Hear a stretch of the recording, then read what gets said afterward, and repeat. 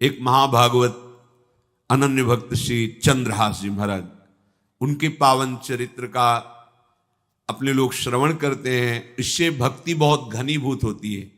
केरल देश में एक परम मेधावी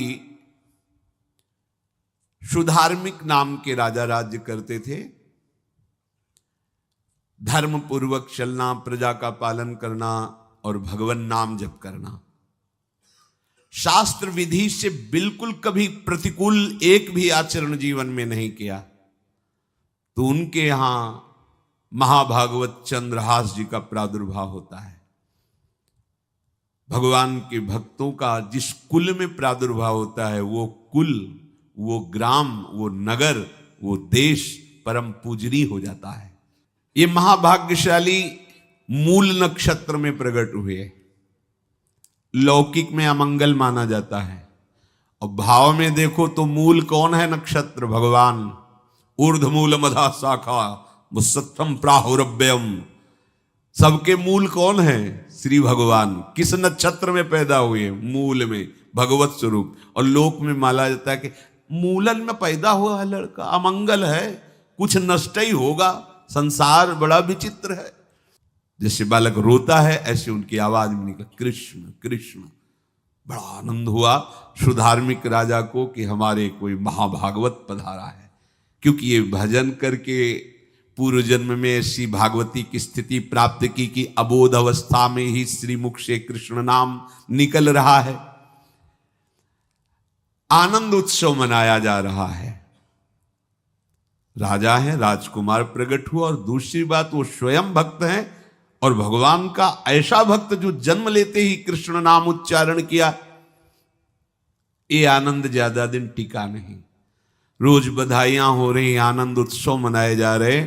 शत्रु पक्ष के राजाओं ने मिलकर कहा यही अवसर है, आक्रमण कर दिया जाए और केरलाधिपति का सब पूरा महल घेर करके कोई एक भी न बचने पावे। शत्रु पक्ष के राजाओं ने घेर लिया। आसपास से राजा और सैनिकों ने घेर लिया। अब वो असावधान थे, आनंद में पुत्र हुआ है, बधाइयां, कोई संभावना ही नहीं थी। गुप्त रूप से शत्रु पक्ष के राजाओं ने आक्रमण करके घेर लिया। अब राजाओं की कई सेनाएं और इनकी असावधानी पूर्वक आनंदमयी वृत्ति में कोई पहले से पता हो तो तैयारी करते, तत्काल आक्रमण को रोकने का प्रयास किया पर असफल रहे।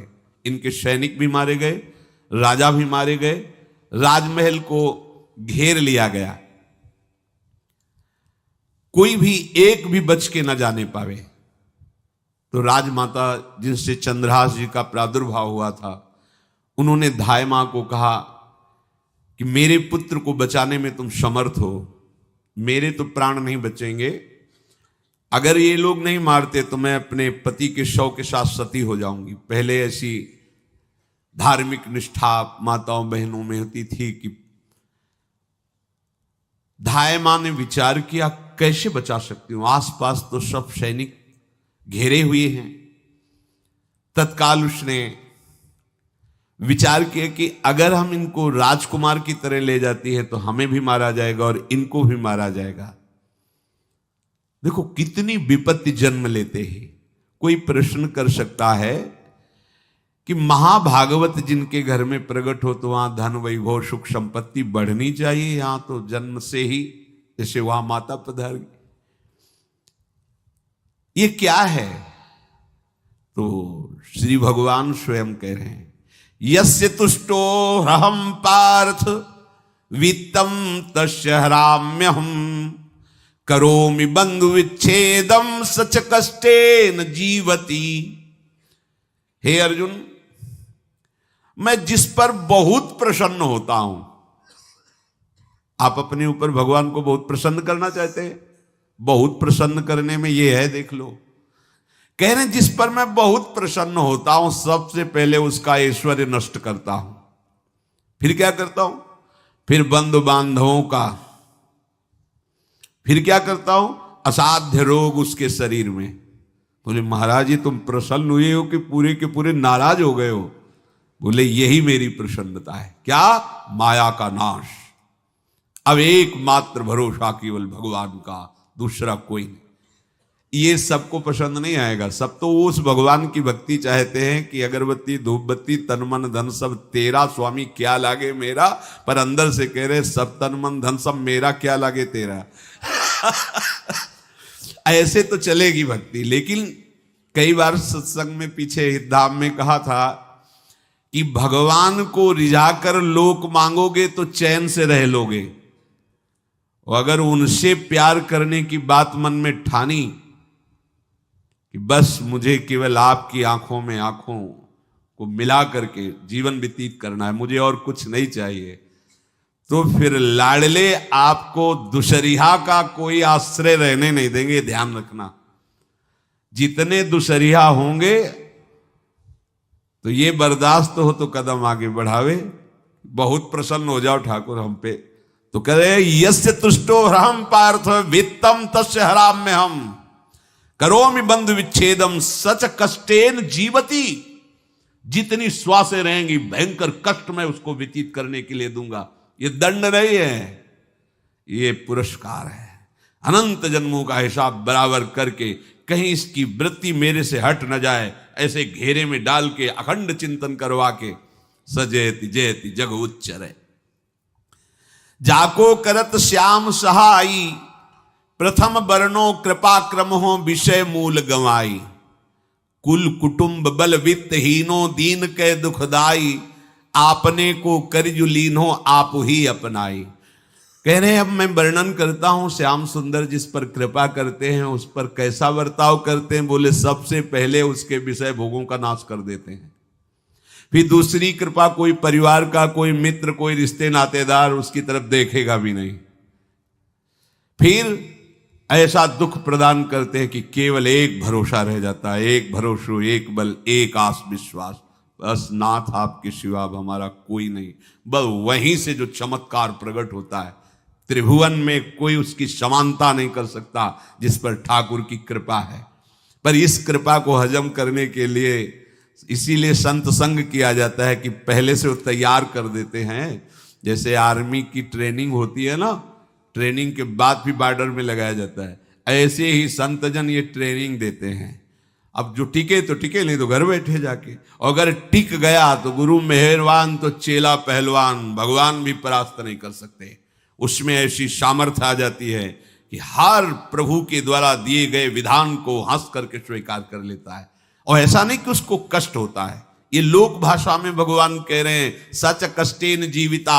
नहीं तो जिस चिदानंद में वो सुख भोगता है वो ब्रह्मा को भी नहीं प्राप्त है जो भक्त को प्राप्त होता है। भक्त का वैभव दिव्य होता है, चिदानंदमय होता है। ये तो पापियों के पास भी वैभव है, रुपया पैसा कुटुंब परिवार। भगवान के दास के पास जो वैभव होता है वो अचिंत्य है, तुम चिंतन भी नहीं कर सकते, ऐसा वैभव होता है।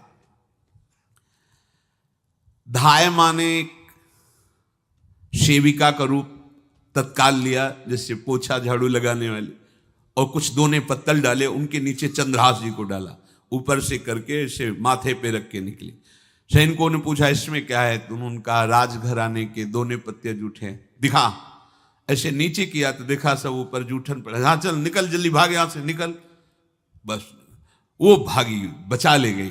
वो कुंतलपुर पहुंची और वहां के जो मंत्री दृष्ट बुद्धि थे उनसे प्रार्थना की कि मैं सेवा कला में बड़ी प्रवीण हूं और ये मेरा पुत्र है, अगर आपकी कृपा हो जाए तो कुछ समय के लिए हम आपकी सेवा में, महल सेवा में रहेंगी और हमारे पुत्र का पालन पोषण हो जाएगा। उनकी परीक्षा ली गई तो राजघराने की सेविका थी, परम प्रवीण थी, पर उन्होंने ये परिचय नहीं बताया। विधि विधान से राज्य की सेवा में प्रवीण दासी पाकर उसको अच्छा लगा, ठीक है आप रह सकती है। अभी चंद्रहास जी 3 वर्ष के ही थे कि धायमा पधार गई और ये हर समय कृष्ण कृष्ण कृष्ण कृष्ण कृष्ण नाम इनके चलता रहता था। अब जो उनका दुलार करने वाली थी धायमा, वो भी पधार गई तो कौन उनकी तरफ देखे। पर बहुत ही गौर वर्ण, बड़े ही सुंदर, अब वो गलियों में भटकने, निकाल दिया महल से जब धाय माँ मर गई, क्योंकि धाय माँ की सेवा के कारण उनको रखा गया था। 3 वर्ष के बालक गलियों में, तो कोई भी माँ देखती उनको तो कोई उनको वस्त्र पहना देती, कोई भोजन करा देती। ऐसे ही भगवान के भक्तों की बड़ी विचित्र लीला होती है। यहां चंद्रहास जी को जो भी माता बहन देखती कुंतलपुर के गलियों में, तो कोई वस्त्र, कोई स्नान करवा देती, कोई काजल लगाती, कोई भोजन पवा देती। परमहंसों जैसा जीवन कट रहा है। कृष्ण कृष्ण कृष्ण कृष्ण। 14 भुवनों में जिनकी अव्याहत गति है, जो सबको देखते रहते हैं, श्री देवर्षि नारद जी। ये कृष्ण कृष्ण बोलता है बालक, और इसका हरि के सिवा कोई नहीं। तो एक दिन एकांत में बैठे हुए थे बालक चंद्रहास जी, नारद जी पधारे हैं, भाई जी से मिले हैं। स्वप्न में कितने महापुरुष मिलते हैं जो भजन ठीक से करते हैं, ये बड़े बड़े महापुरुष आकर के उपदेश करते हैं। ये त्रिकाल सत्य हैं, कोई ऐसा नहीं है कि ये कहानी हैं, अभी हैं। जहां आप भगवत चिंतन करेंगे तो आपको परिचय बड़े बड़े महापुरुषों का मिलने लगेगा। नारद जी आए तो देखा आंख बंद की हुई चंद्रहास जी कृष्ण कृष्ण कृष्ण कृष्ण कृष्ण ऐसा उच्चारण कर रहे। त्रिकालज्ञ सर्वज्ञ नारद जी ने देखा कि ओहो, इतना छोटा बालक और कृष्ण कृष्ण बोल रहा है। नारद जी ने स्पर्श किया दुलार करते हुए, सुनो आंख खोलो। आंख खोल के देखा श्री देवर्षि नारद जी। नारद जी ने कहा, देखो हम तुमको एक अमोघ वस्तु देते हैं, और एक छोटी सी शालिग्राम की, इतनी बड़ी शिवगह शालिग्राम का जो वो दिया। बोले धो के पी लेना और दिखा के पा लेना, यही तुम्हारी सेवा पद्धति है। अर्थात स्नान करा दिया और जो तुम्हें मिले इनको अर्पित। तो उन्होंने विचार किया कि धोने के लिए, स्नान कराने के लिए पात्र चाहिए, भोग लगाने के लिए पात्र चाहिए। तो जैसे कोई पान की बीड़ी नहीं, तो ऐसे कपोल में शालिग्राम को रखे रहते, कोई पात्र ही नहीं, कोई सिंहासन ही नहीं। यही धुल गए, चरणामृत अंदर जा रहा, जब पाएंगे तो यही पा लेंगे, साइड में ऐसे करके फिर निकाल के धो। यहां कपोल में रखते छोटे से शालिग्राम चंद्रहास जी। और उपदेश किया भगवान के मंत्र का। जब कोई भगवत प्राप्ति के लिए चलता है तो भगवान ही गुरु रूप से प्राप्त होते हैं, वहां तक तुम्हें पहुंचा देते हैं या उन महापुरुष को आपसे मिला देते हैं। जब कोई भगवत प्राप्ति के लिए जहां चलता है तो ये भगवान अपनी तरफ से कृपा करते हैं। ये दृष्ट बुद्धि के जो महल में धाय माँ ने इनका आश्रय स्वीकार करवाया था, उसके एक पुत्र थे मदन जी, वो बड़े भागवत थे। और एक पुत्री थी जिसका नाम था विषया, वो बड़ी सुंदर थी, अभी छोटी अवस्था की ही थी। मदन जी का स्वभाव था भक्तों को भोजन पवाना। जो भगवत भाव के जन होते हैं उनके हृदय में ऐसा उत्साह होता रहता है कि जो वैष्णव हैं, संत जन हैं, इनको भोजन पवाने का मतलब श्री भगवान को भोजन पवाना। भक्तमाल में भी वर्णन है कि जैसे गर्भवती मां को आप कुछ भी पवाओ तो बालक की पुष्टता अपने आप होती है, ऐसे संतों के हृदय में भगवान विराजमान प्रगट रूप से हैं। जब हम संतों को भगवत भाव से भोग पवाते हैं तो साक्षात भगवान ही पाते हैं।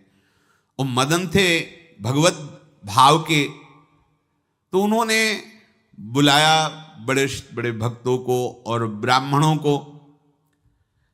जब ब्राह्मण और भक्त पा रहे थे तो खेलते खेलते चंद्रहास जी भी वहीं चले गए और उन्होंने भी वहां प्रसाद पाया। अब बड़े बड़े ब्राह्मणों में एक ज्योतिषाचार्य थे। दृष्ट बुद्धि जी ने हाथ जोड़कर प्रणाम किया और अपने परिवार को प्रणाम करवाया और कहा, यह हमारी पुत्री है। दृष्ट बुद्धि जी ने कहा, आप इसका हाथ देकर बताइए, इसको वर कैसा मिलेगा, कैसा ऐश्वर्य होगा। दृष्ट बुद्धि मतलब दुष्ट बुद्धि, ऐसा ही था वो। पर बड़ा विचित्र खेल है, इसकी बुद्धि एकदम विपरीत और पुत्र महाभागवत। भगवान का खेल है। वो भक्ति विरुद्ध और पुत्र भागवत।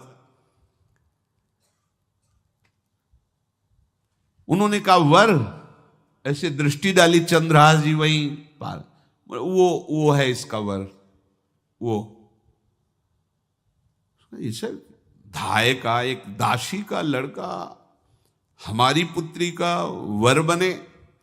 बोले शायद आपने ध्यानपूर्वक रेखा नहीं देखी, वो हम देख लिए हैं, यही है तुम्हारी पुत्री का वर।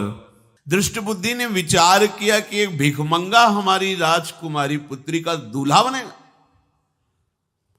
पंडित जी को तो दक्षिणा दी, विदा किया और सैनिकों से कहा घर से निकलने न पावे बालक, क्योंकि ज्योतिष पक्की, ज्योतिष शास्त्र सत्य है, पर उसका सम्यक ज्ञान होना चाहिए। भला मुझ सम्राट के मंत्री की पुत्री, वो महामंत्री हैं दृष्ट बुद्धि, और ये एक भिखमंगा कैसे हो सकता है? बड़ा हृदय में जलन हुआ, ये तो बड़ी अपकीर्ति और दुर्भाग्य का विषय होगा, इसी को मरवा डालते हैं, काम खत्म हो जाएगा। निश्चय किया और जल्लादों को बुलाया और कहा ये बालक जो पंगत में भोग पा रहा है, इसको ले जाओ और जंगल में मार के, और इसका कोई अंग हमें काट के दिखाओ कि हम मार, मतलब पक्का मार देना है। क्योंकि वो इतने सुंदर थे, इतने सुशील थे, इतने प्यारे लगते थे कि कोई भी मारने के लिए तैयार। इसीलिए उसने शर्त रखी, इनका अंग काट करके हमको प्रमाण में दिखाया जाए कि मार दिए गए हैं। चांडालों ने हाथ पकड़ा, चंद्रहास जी को ले गए। चंद्रहास जी का स्पर्श करते ही उनको ऐसा दुलार होने लगा हृदय में, जैसे मां को अपने बच्चे से दुलार होता है। स्पर्श करते, दरस परस अघनाश, भक्त का स्पर्श ही पापों का नाश कर देता है। वो दो जल्लाद आपस में कहने लगे भाई जीवन हो गया लोगों को मारते हुए, कभी कोई पुण्य का काम नहीं किया। ये देखो भक्त संग का प्रभाव। इस सुकुमार विशाल नेत्र, कैसा सुंदर बालक जो हमारे चित्त को चुरा रहा है, इस दुष्ट बुद्धि मंत्री ने आदेश किया मारने का। भला इससे क्या बिगाड़ा इनका, क्यों मारना चाहता है? देखो वैसे तो मां पापी है ही है, क्योंकि जल्लाद घर में जन्मे हैं, पूर्व जन्म के पापों के अनुसार इस जन्म में न जाने कितनों को हमने काटा है। पर पता नहीं क्या हो रहा है, मेरे हृदय में ऐसी हिम्मत नहीं आ रही कि इस बालक को मैं मार सकूं। दूसरे ने कहा फिर अगर उसको तुम नहीं मारोगे तो तुम मारे जाओगे, कुछ तो करना पड़ेगा। नहीं नहीं, इस छोटे से बालक से क्या किसी को नुकसान। एकांत जंगल में ले गए और कहा तुम जानते हो हम तुम्हें किस लिए लाए हैं? चंद्रहास जी बालक थे, 5 वर्ष की आयु अब हो गई थी। तो उनका मुझे पता नहीं कि आप क्यों लाए हैं। बोले हम जल्लाद हैं, तुम्हें मारने का हुक्म दृष्ट बुद्धि ने दिया है, मारना तो पड़ेगा ही तुम्हें। हमारी इच्छा नहीं कि मारें, पर हम तुम्हें अंतिम बात पूछते, तुम्हें कुछ भी पसंद हो, कुछ भी, तो तुम कहो, हम तुम्हारे लिए ला के देंगे। जो तुम्हें चाहिए बोलो, पर हमें वध करना पड़ेगा तुम्हारा। तो उनका मुझे कुछ और नहीं चाहिए, बस थोड़ा सा समय चाहिए। यदि आप मारना ही चाहते हो तो थोड़ा हमारी पूजा है हम कर लें, इसके बाद मार लीजिए। आपको तो बल है, अस्त्र हैं, मैं तो बालक हूं। उनका हाँ हम तुम्हें समय देते, तुम किसी को पुकार भी सकते हो, जो तुम करना चाहो कर सकते हो। चंद्रहास जी का मुझे मृत्यु का भय नहीं, बस कुछ समय दे दे। पूरा महाभारत हो गया था, टिटिहरी के अंडे नहीं फूटे थे। वहीं एक टिटिहरी का, तो टिटिहरी एक पक्षी होती है ना, टे टे करके उड़ती है, तो उसके अंडों के ऊपर एक हाथी का घंटा हुआ, गिर गया ऐसे। सब पूरा महाभारत में सब नष्ट भ्रष्ट, वो अंडे वैसे सुरक्षित। तो जो प्रभु भारत युद्ध में राखे भरही अंड, सोई मुंह को राखे जो राखत ब्रह्मांड।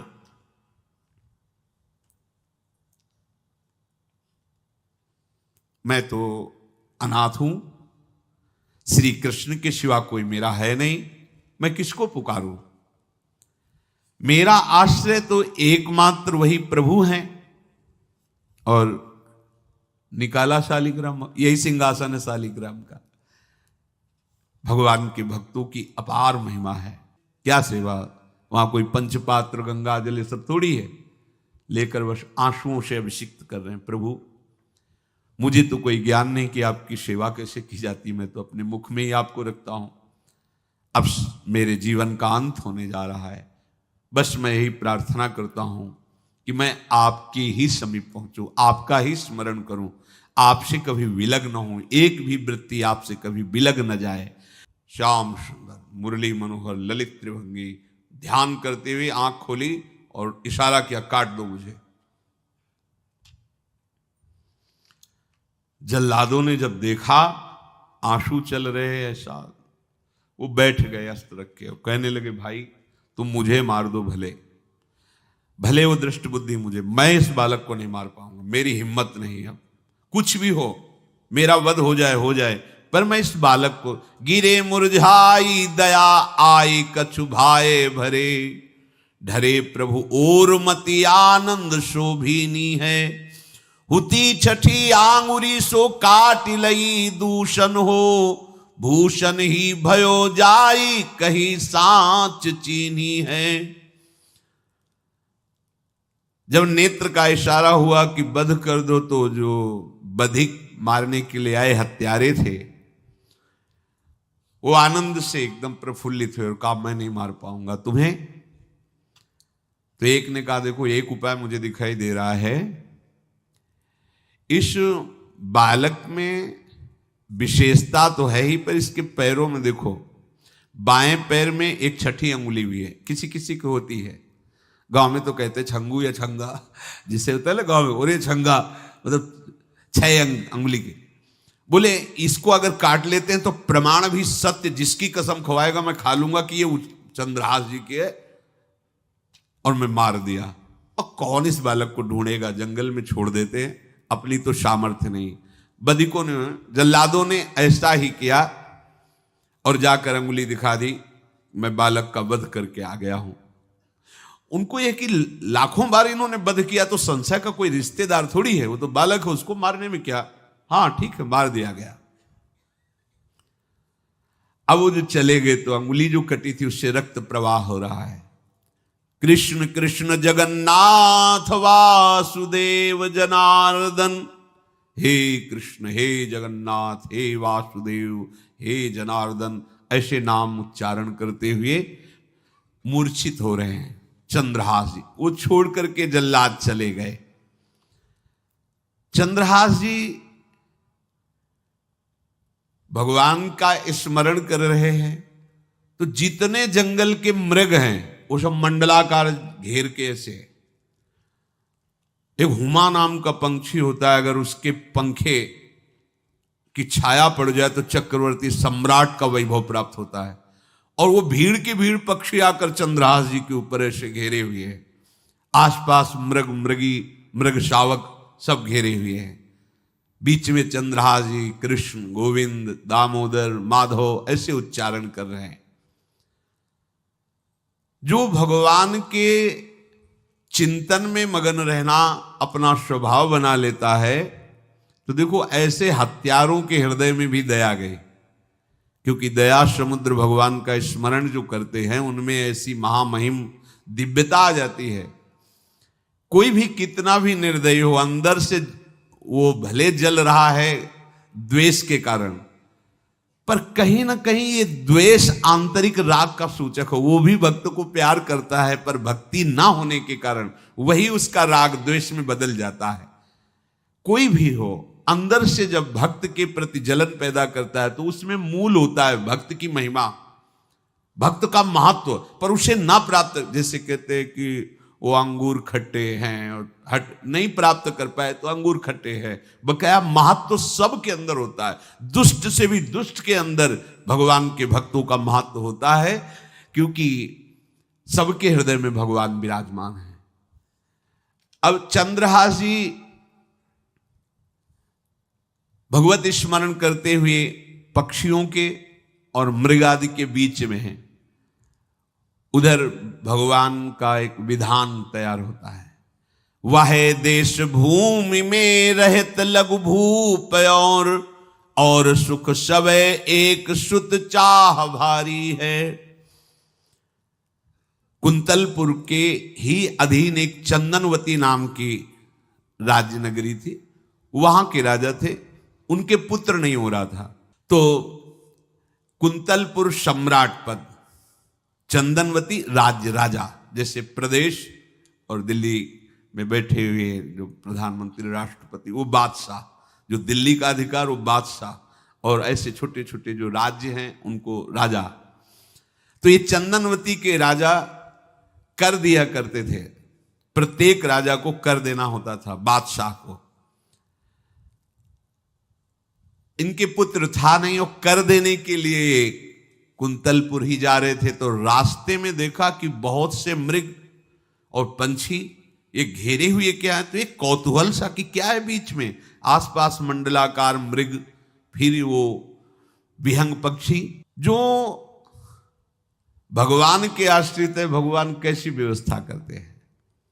वो चंदनावती के राजा दौड़ करके एक कौतूहलवश, क्या है यहां, मृगी पंक्तियों के बीच में पक्षी, हुमा नाम का बड़ा पवित्र पक्षी हिमालय आदि में पाया जाता है, जिसके ऊपर इसकी छाया पड़ जाए वो ऐश्वर्यवान हो जाए। देखा बालक दिव्य तेजों में, और मूर्छावस्था में नजदीक गए तो अंगुली पूरी कटी हुई थी, तो रक्त प्रवाह, गोद में उठाया और आनंदित हो गए, हमारी पुत्रेष्टि यज्ञ सफल हुई, हमारा दान पुण्य सफल हुआ, ऐसा हमें सुंदर बालक मिला। चंद्रहास जी को लेकर के घर आए और हृदय में भगवान का बार बार कृपा प्रसाद मना रहे, मुझे भगवान ने पुत्र दिया। चंद्रहास जी को लेकर आए, आनंद मंगल बधाइयां बजने लगी, बहुत सी संपत्ति न्यौछावर कर दी। 5 वर्ष के चंद्रहास जी हैं। पूछा बेटा तुम्हारे माता पिता कौन है, तो कहा श्री कृष्ण। परिवार में कौन है, श्री कृष्ण। मतलब तुम्हारा कोई नहीं है, नहीं है श्री कृष्ण। समझ गए कि भगवान ही हमें कृपा करके ऐसे महाभागवत पुत्र को दिया। और है कौन, वास्तविक कोई नहीं श्री कृष्ण के सिवा।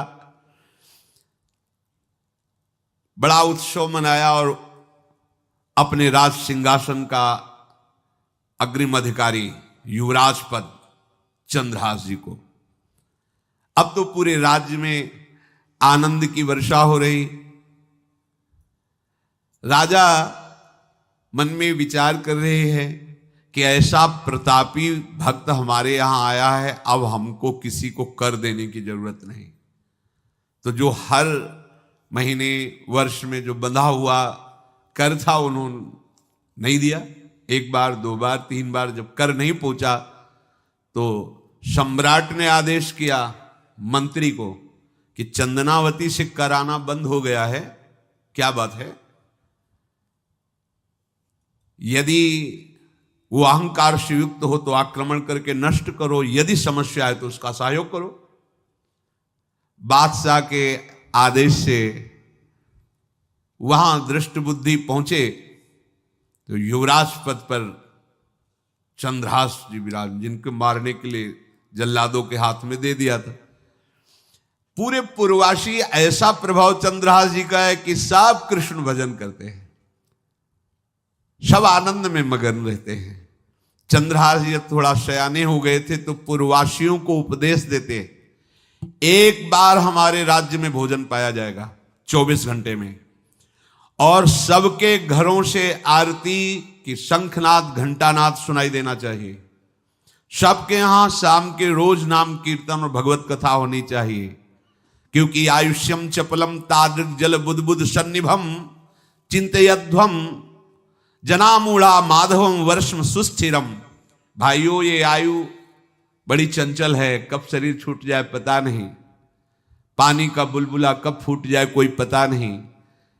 इसलिए माधव श्री कृष्ण का नाम कीर्तन, उनकी आरती पूजा, उनका ध्यान और 1 टाइम भोजन। पूरे नगर में अब सोचो कितना भक्ति का प्रभाव होता है। पूरा नगर में, हर घर में आरती, पूजा, कीर्तन। चक्रवर्ती सम्राट के लक्षण स्वाभाविक चंद्रहास जी में प्रकट होते थे। अब दृष्ट बुद्धि जब वहां गया, देखा युवराज पद पर, पहचाना कि वही बालक है, ये तो चंद्रहास है, क्योंकि काफी समय तो महल में ही रहे थे दाई मां के साथ और अच्छे से पहचान थी।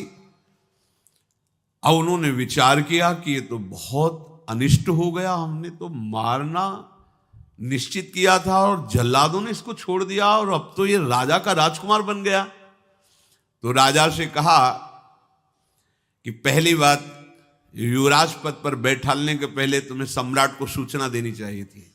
दूसरी बात, अभी तक तुमने कर नहीं दिया। जानते हो कि अगर सम्राट का भाव बदल गया तो एक क्षण में तुम्हारे राज्य को नष्ट कर दिया जाएगा।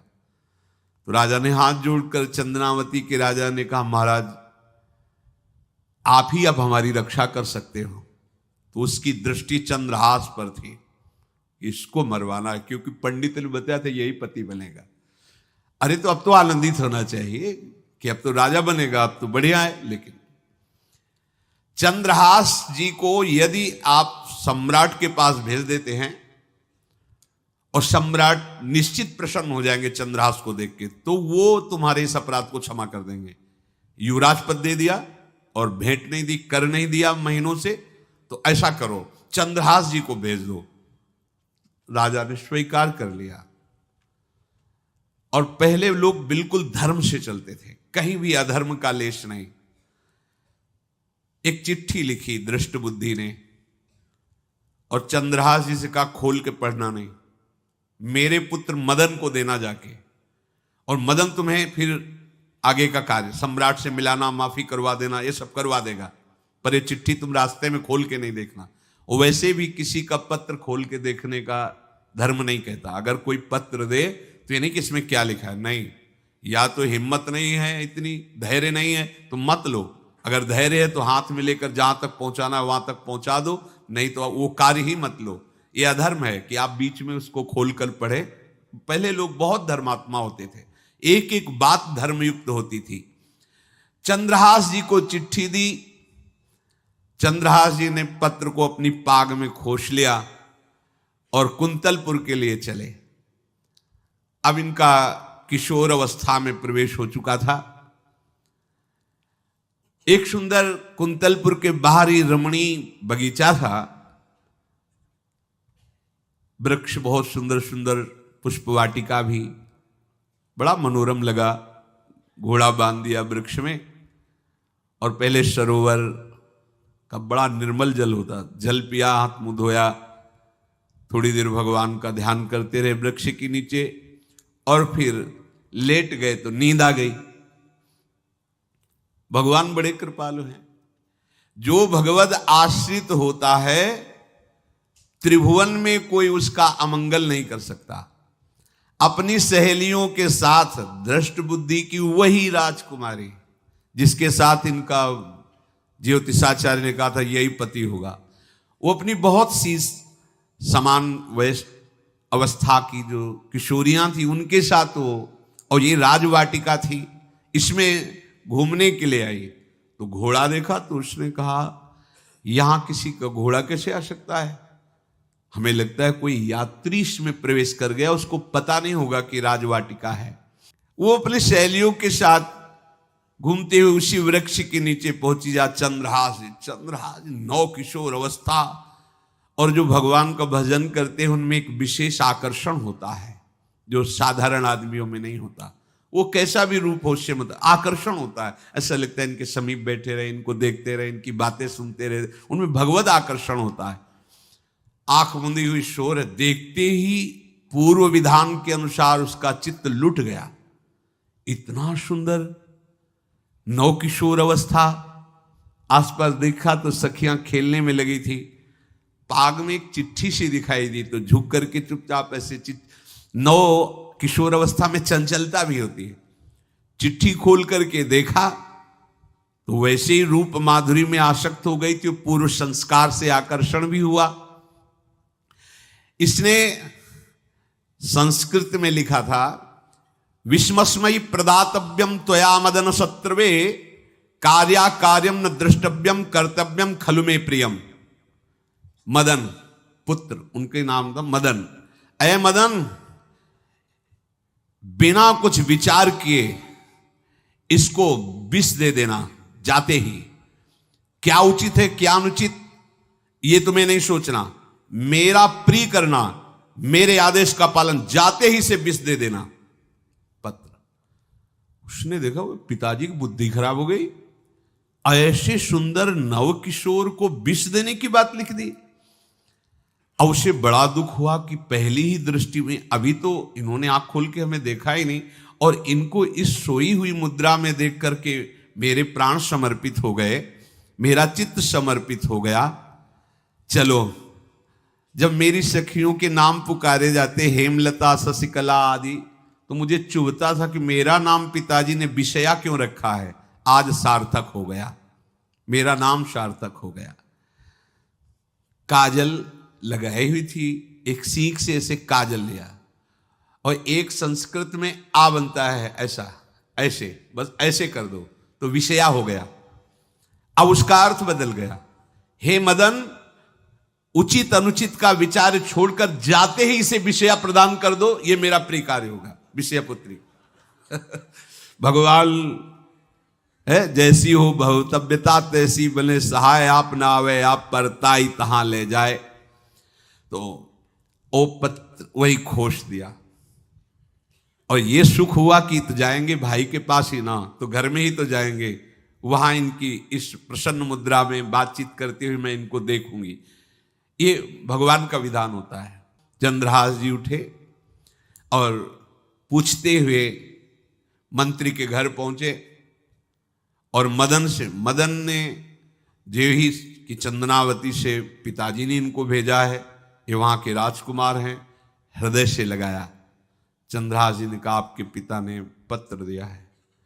उन्होंने पत्र पढ़ा, विषमस्मयी तो विषयास्मयी, विषय तुरंत बिना विचार किए ब्याह कर दो, दे दो,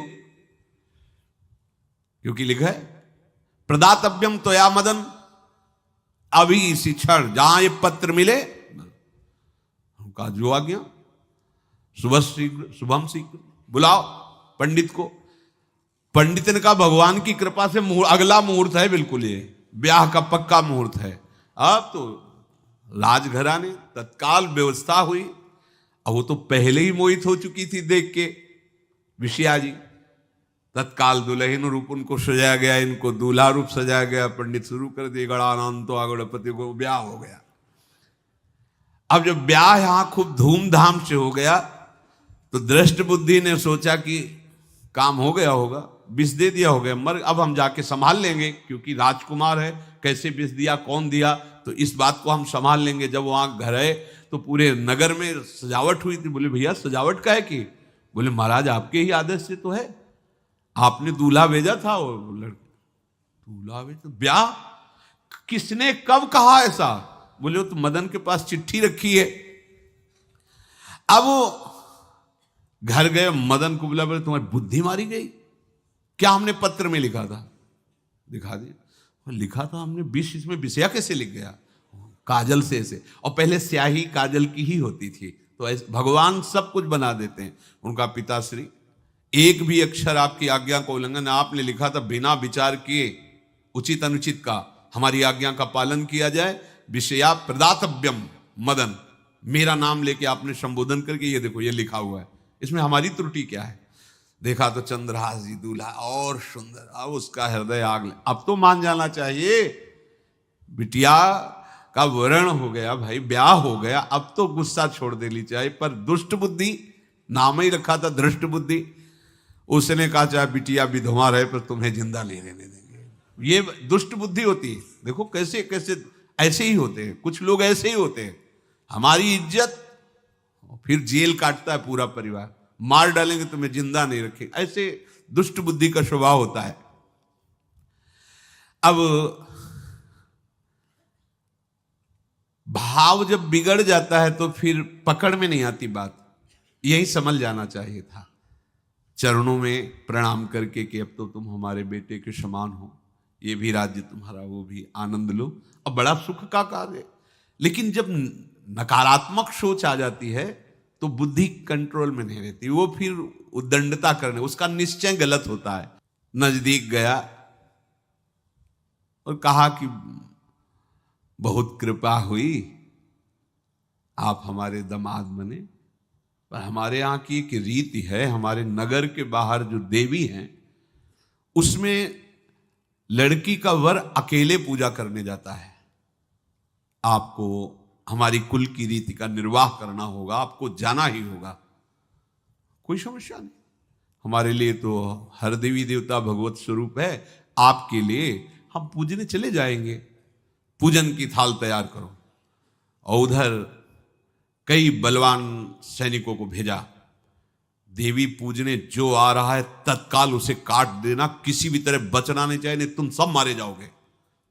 जो आदेश देवी मंदिर में सैनिकों को लगा दिया, जो आवे तत्काल मार देना, क्योंकि अब भेज ही रहे ना, तो नाम नहीं लिया, कहा जो आवे तत्काल मार देना, मेरा आदेश अगर बचा तो मैं तुम्हें मार दूंगा। उन राज सैनिकों ने जो बधिक स्वभाव के थे पहले से वहां लग गए। बड़ा विचित्र भगवान का खेल है। वहां के चक्रवर्ती सम्राट जो थे बड़े बड़े विद्वान और ऋषियों से बातचीत कर रहे थे। उनका महाराज अब आपका राज सिंहासन पर बैठना राज्य के लिए अमंगल होगा, ऐसा समय आ रहा है। इस समय यदि चंद्रहास जी को सम्राट पद पर बैठा दिया जाएगा तो आगे अकाल नहीं पड़ेगा और बड़ा मंगल होता चला जाएगा। ये मुहूर्त आपका राज सिंहासन पर से हटने का है, तो उनका प्रजा का मंगल हो और देश का मंगल हो, इसलिए हम बिल्कुल। मदन वहीं बैठे हुए थे। सचिव ने कहा तुरंत जाओ और जो तुम्हारे बहनोई बने हुए हैं चंद्रहास जी को लाओ। तो भागे। तो जो और सैनिक राज सैनिक थे पूछा किधर जा रहे हो? बोले वो अपने बहनोई चंद्रहास जी। बोले वो तो देवी पूजा के लिए गए। तो घर में जाके वो सीधे आगे बढ़े, तो जा ही रहते थाल सजाकर देवी। बोले सुनो इसी समय मुहूर्त है, आपको देवी पूजा हम कर लेंगे जाके, या हम थाल लेके वहां बैठे रहेंगे, पहले सम्राट पद का वो अभिषेक करो फिर देवी पूजा हो जाएगी। ये तो घर की बात है, और देवी पूजा मैं करके आ रहा हूं, वो देवी पूजा के लिए और वो सम्राट पद के लिए बीच से ही। दौरे सुख पाई जाय मगही में लियो जाए, दियो सो पठाई नृप रंग माही भीजिए। अब जो सम्राट थे तो बहुत आनंदित हो गए, क्योंकि भगवान का भक्त तेजस्वी और बलवान शूरवीर योद्धा जो सम्राट पद पर बैठेगा तो अकाल नहीं पड़ेगा, सुख की सब प्रजा को वृत्ति प्राप्त होगी।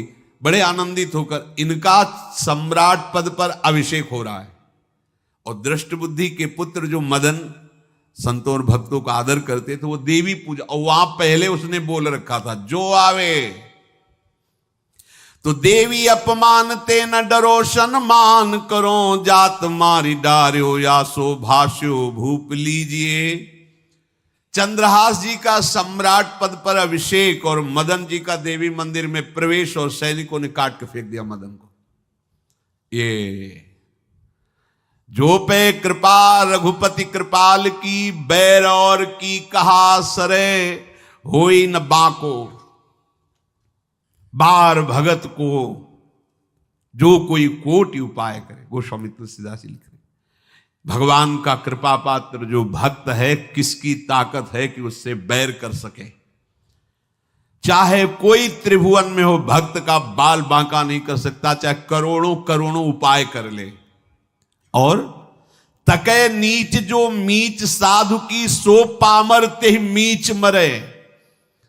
वेद विदित प्रहलाद कथा सुनि, को न भगति पथ पाम धरे। अगर तुम जिस भाव से साधु को नीचा दिखाना चाहोगे वही भाव तुम्हारा सर्वनाश कर देगा।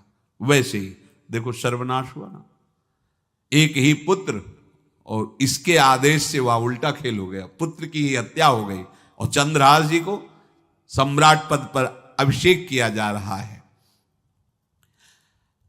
अब दृष्ट बुद्धि ने बड़ी प्रसन्नता अंदर है कि वो तो मार दिया गया होगा। सैनिक आए और बोले महाराज आपके पुत्र का वध हो गया है। पुत्र का वध कैसे? बोले आपने कहा था जो आए उसे मार देना, तो आपका पुत्र ही थाल लेकर पूजन, वो तो चंद्रहास, बोले उनका तो अभिषेक हो गया सम्राट पद पे। ये कैसे हो गया? अब अंदर भारी दुख उनके हृदय में, उन्होंने बताया कि तुम्हारे पुत्र को तो हम लोगों ने ही काट डाला आपके आदेश के अनुसार, आपने कहा था जो जाए उसे काट। अब तो छाती पीट पीट के, माथा फोड़ फोड़ के खूब रो रहा है। किसी का कोई भी बस नहीं चल सकता भगवान के भक्त के ऊपर। तंत्र मंत्र दुनिया का जितना भी सामर्थ्य है, ये भक्ति को ऐसे खिलवाड़ नहीं है। अब वो बार बार मैं कितना भागी, हाय मैं कितना भागी, अपने पुत्र को ही मरवा दिया,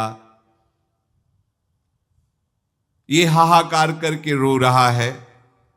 चंद्रहास जी ने जब सुना तो उन्होंने कहा अरे मृत्यु तो मेरी निश्चित थी, फिर मदन भैया को वो मेरी मृत्यु प्राप्त हुई। नहीं नहीं, ऐसा नहीं हो सकता, मैं अभी जाता हूं। वहां गए, देखिए सब कटे, अंगों को रखा, भगवान का ध्यान करते हुए स्मरण करते हुए से हाथ फेरा, उठ के बैठ गए। अब ये घटना तो उनको पता नहीं थी, दृष्ट बुद्धि को उन्होंने खोपड़ी फोड़ करके अपनी हत्या कर ली। उनको जिला के आए तो फिर उनको जिलाया और कहा पिताजी अब कृष्ण कृष्ण जपो। अब उनकी बुद्धि शुद्ध हुई और भगवान का आश्रय लेकर के वो अपने जीवन को भगवत भक्ति में बनाए। तो जो भगवान का भक्त है उससे द्रोह करने वाले को भी परम मंगल ही देते हैं भक्त, पर भक्ति में अनन्यता की आवश्यकता है। प्रारंभ इहलोक परलोक के सारे सुखों को भगवान के चरणों में समर्पित करके किसी व्यक्ति वस्तु स्थान का आश्रय नहीं होना चाहिए।